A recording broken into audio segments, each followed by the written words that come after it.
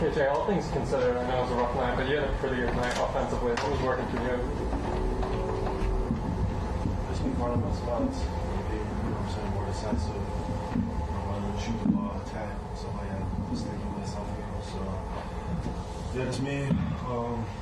Being active, trying to get my teammates over and kind of open up for myself. So that's usually my goal every game, is just to kind of make the game easier for my teammates and then feed off of them. Ricky, last time you started up here, he said that you're one of his best friends when you're on that fast break to ball off the backwards. You just pretty happy to hear that one, you? Yeah, I mean, I saw the still. There was nobody behind us. Really no dangerous situation, so I just said throw it off. He already knew, so yeah, that was cool. What is your relationship starting like this whole time when you're from G League and those teams? Yeah, it's been good. Obviously, we're both from North Carolina, so we both knew of each other for the longest time. Played against each other in high school once. Played for the same AAU organization, so we've been around and familiar with each other for a while. So, and then just being with him this whole summer through the two-way process, going back and forth. We're together almost 24/7, so either you're gonna hate each other or love each other. So I think we love each other right now. Who won the high school game? Oh, they won. They had a really good. They won like a ring every year, so it was good.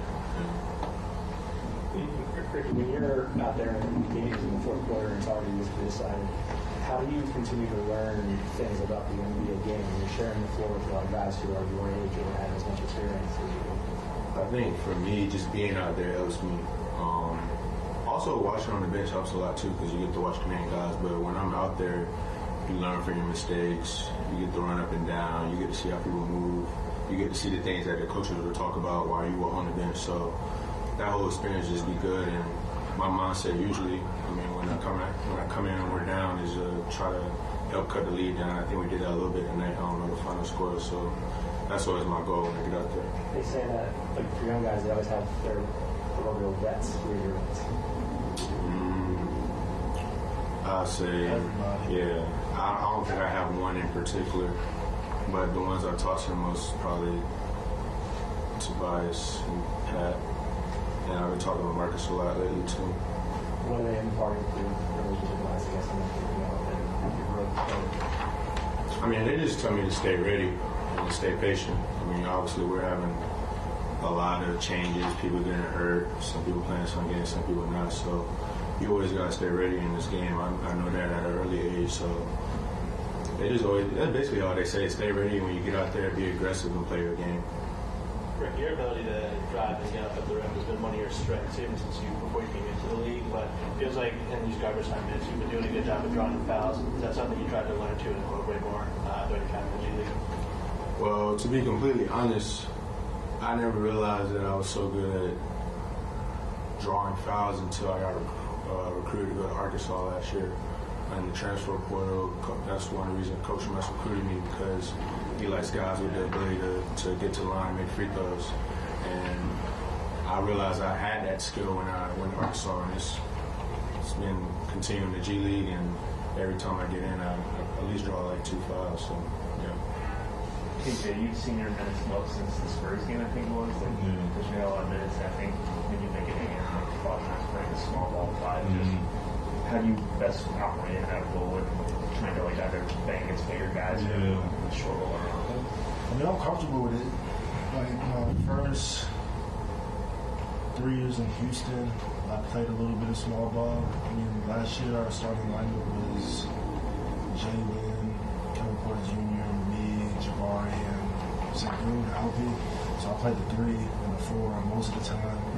And then obviously, depending on where we're playing, sometimes we go small, like we played a Golden State, and they had Draymond at the 5, so I'll be the 5, I'll grab the 5, just stuff like that. So those years is just, practicing it, figuring out screening angles and stuff like that. I mean, I feel like that's some of my game that's underrated, just my screening angles and getting guys open, and then me getting in the pocket and using my athleticism and finish. So it's something I'm comfortable with. I don't strictly think that the only time I can play is small ball 5, but if the opportunity comes and that's what we need at the time, I'll do it for sure.